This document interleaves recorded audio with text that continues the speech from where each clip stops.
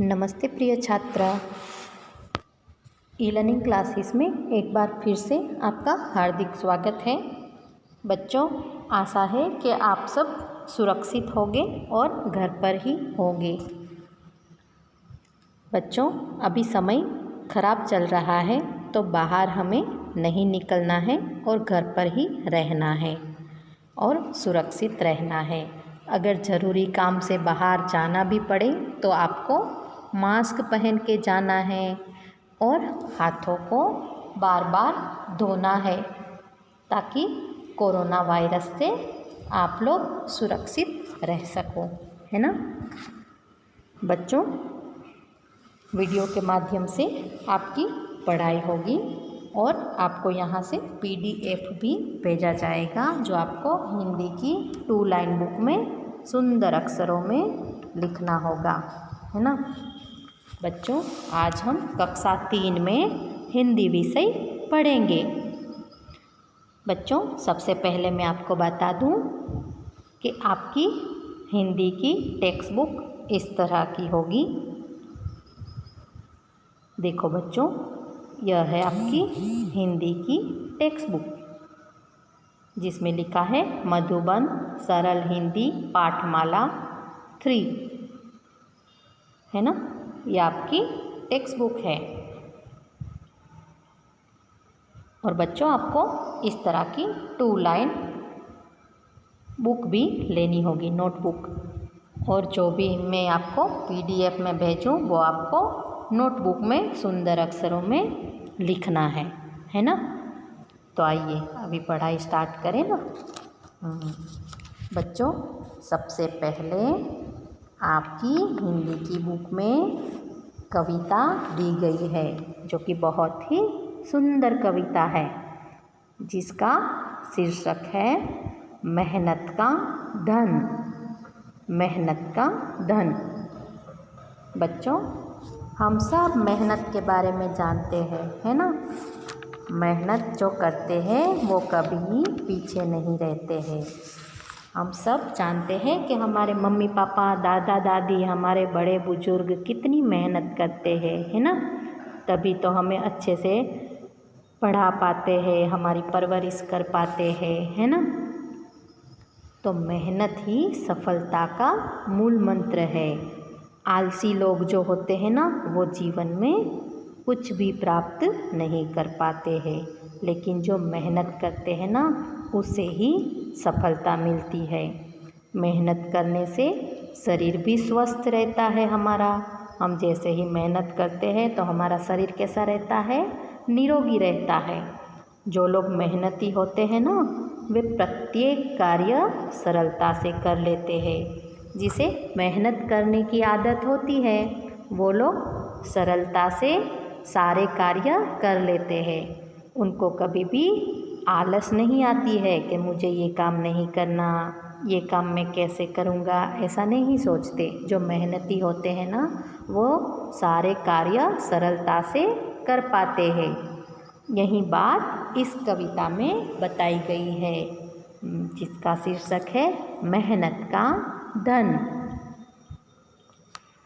तो देखो बच्चों, कितना सुंदर चित्र यहाँ पर दिया गया है ना। बच्चे हैं, बैग लेके जा रहे हैं, सबके हाथ में लाठी है और पर्वत पर चढ़ रहे हैं। इस चित्र के द्वारा हमें पता चलता है कि मेहनत करने से हम आगे बढ़ते हैं और सफलता की चोटी पर पहुंच जाते हैं, है ना। तो सफलता प्राप्त करने का मूल आधार क्या है? मेहनत है। तो हमें कभी मेहनत से नहीं घबराना चाहिए। तो आइए बच्चों, अब हम इस कविता को गाएंगे ना।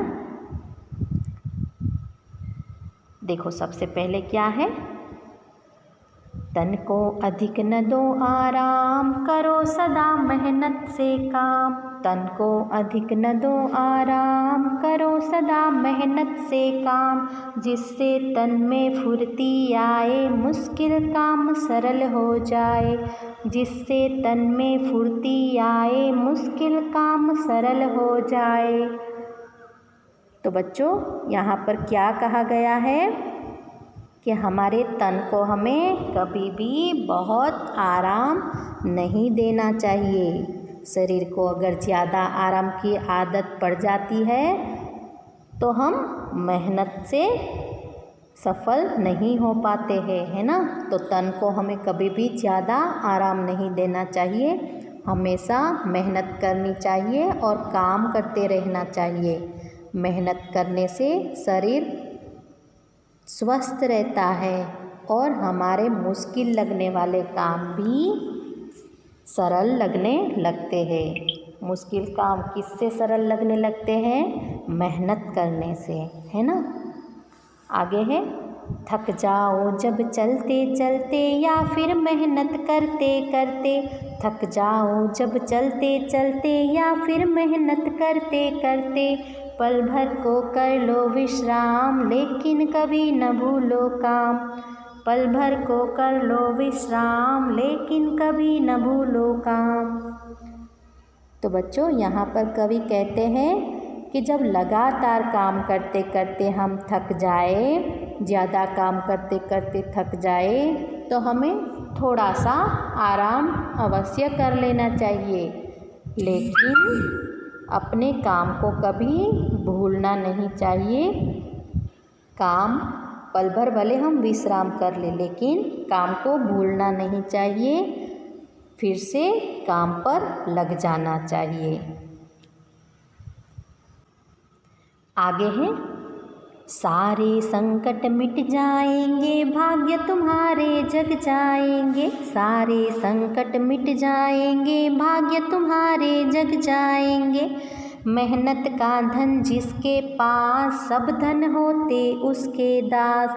मेहनत का धन जिसके पास सब धन होते उसके दास। आगे कवि क्या कहते हैं कि तुम्हारे सारे संकट होंगे वो मिट जाएंगे। किससे मिट जाएंगे? मेहनत करने से सारे संकट मिट जाएंगे। जो मेहनती होता है ना, उसकी सारी कठिनाइयाँ दूर हो जाती है। मेहनत से ही तुम अपना भविष्य उज्जवल बना सकते हो। मेहनत रूपी धन जिसके पास है ना, वही सबसे धनी है। लोग कहते हैं ना कि सबसे धनवान कौन होता है, तो सबसे धनवान वही होता है जो मेहनत करना जानता है, कभी आलस नहीं करता है और मेहनत करना जानता है ना, सबसे धनी वही होता है ना। और बाकी सारे धन तो मेहनत करने से अपने आप ही प्राप्त हो जाते हैं। जो लोग मेहनत करते हैं वो लोग अपने आप ही धन को प्राप्त कर लेते हैं, है ना। तो हमें कभी मेहनत करना नहीं भूलना चाहिए, सदैव मेहनत करते रहना चाहिए। अच्छी सोच विचार करने चाहिए और सफल बनने के प्रयास करते रहना चाहिए, है ना। तो जिसके पास मेहनत का धन होता है वो हमेशा सफलता की चोटी पर पहुंचते हैं, है ना।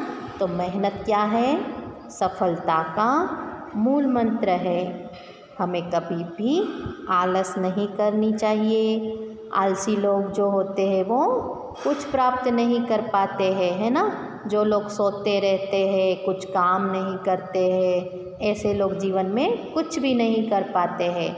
लेकिन जो लोग मेहनत करते हैं, मेहनत से कभी डरते नहीं, घबराते नहीं, है ना, वो लोग जीवन में बहुत कुछ पा लेते हैं। तो मेहनत क्या है? सबसे बड़ा धन है हमारा। और हाँ, मेहनत करने से हमारा शरीर कैसा रहता है? तंदुरुस्त रहता है और हमें रोग भी नहीं होते हैं, है ना। तो हमें सदैव मेहनत करनी चाहिए। आप कैसी मेहनत करोगे? तो आपको क्या करना है? पढ़ाई में अच्छे से ध्यान देना है। मैम जो पढ़ाए ना वो आपको अच्छे से नोटबुक में लिख लेना है ना।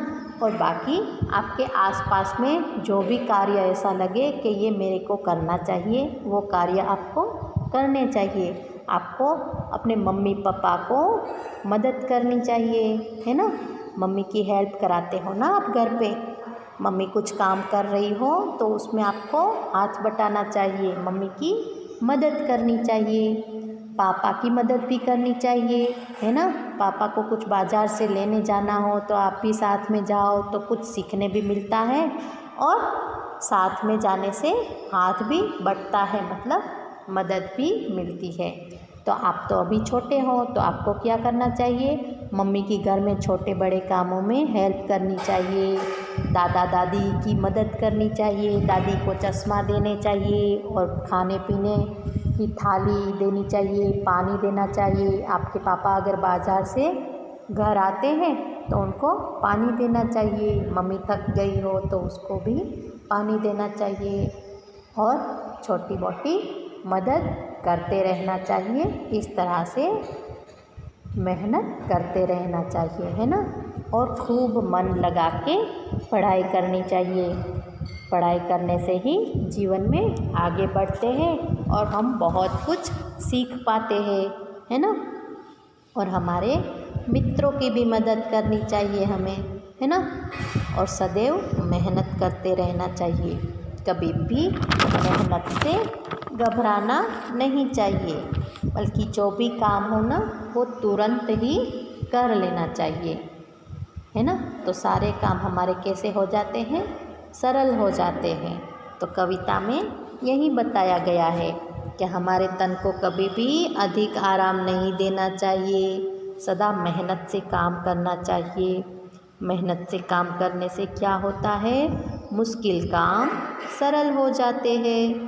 जब हम थक जाए ना मेहनत करके तो थोड़ा सा आराम करना चाहिए, परंतु फिर से हमें आराम करके फिर से हमें काम पे लग जाना चाहिए, है ना। हमारे काम को हमें कभी भी नहीं भूलना चाहिए। तो क्या होता है, सारे संकट मिट जाते हैं और हमारे भाग्य खुल जाते हैं। भाग्य खोलने की, सफलता पाने की सबसे अच्छी चाबी कौन सी है, मेहनत, है ना। मेहनत करने से हमारे भाग्य खुल जाते हैं और हम अवश्य सफल हो पाते हैं। तो बच्चों, यह सुंदर कविता की रचना किसने की है आपको पता है? देखो यहाँ पर नाम लिखा है सुरेश सलील। कवि का नाम क्या है, सुरेश सलील, है ना। तो बच्चों, आशा है कि आपको कविता अच्छे से समझ में आ गई होगी। चलो बच्चों, एक बार फिर से हम इस कविता का गान करें, है ना। तन को अधिक न दो आराम, करो सदा मेहनत से काम। तन को अधिक न दो आराम, करो सदा मेहनत से काम। जिससे तन में फुर्ती आए, मुश्किल काम सरल हो जाए। जिससे तन में फुर्ती आए, मुश्किल काम सरल हो जाए। थक जाओ जब चलते चलते या फिर मेहनत करते करते। थक जाओ जब चलते चलते या फिर मेहनत करते करते। पल भर को कर लो विश्राम, लेकिन कभी न भूलो काम। पल भर को कर लो विश्राम, लेकिन कभी न भूलो काम। सारे संकट मिट जाएंगे, भाग्य तुम्हारे जग जाएंगे। सारे संकट मिट जाएंगे, भाग्य तुम्हारे जग जाएंगे। मेहनत का धन जिसके पास, सब धन होते उसके दास। मेहनत का धन जिसके पास, सब धन होते उसके दास। तो बच्चों, आपको बहुत ही मज़ा आया ना इस कविता को गाने में। आगे है अभ्यास। अभ्यास में शब्द के अर्थ देख लेते हैं, है ना। तन तो शरीर, तन मतलब शरीर। अधिक, अधिक मतलब ज़्यादा। मुश्किल, मुश्किल मतलब कठिन। सरल, आसान, सरल, आसान। विश्राम, विश्राम मतलब आराम। संकट तो परेशानी। भाग्य तो किस्मत। दास तो सेवक। तो बच्चों, आज हमने सुंदर कविता पढ़ी और उसके बारे में समझ प्राप्त की एवं अभ्यास में शब्द के अर्थ भी देखे। तो बच्चों, आशा है कि आप सबको अच्छे से समझ में आ गया होगा, है ना। तो आपको कविता एक बार पढ़नी है, एक बार गानी है और शब्द के अर्थ आपको अच्छे से पढ़ने हैं, है ना। वाचन करना है उसका, शब्द के अर्थ का। और बाद में क्या करना है, आपकी जो हिंदी की नोटबुक है ना 2 लाइन, उसमें कविता का शीर्षक सबसे पहले लिखना है, मेहनत का धन, और उसके बाद में अच्छे से कविता लिखनी है ना। नोटबुक में पूरी कविता लिखनी है और अभ्यास दूसरे पेज पे अभ्यास ऐसे लिख के शब्द अर्थ और सारे शब्द और उसके अर्थ लिखने हैं। बच्चों, आशा है कि यहाँ पर जो समझाया गया है आपको अच्छे से समझ में आ गया होगा। नेक्स्ट वीडियो में हम इस कविता के प्रश्नोत्तर देखेंगे। धन्यवाद।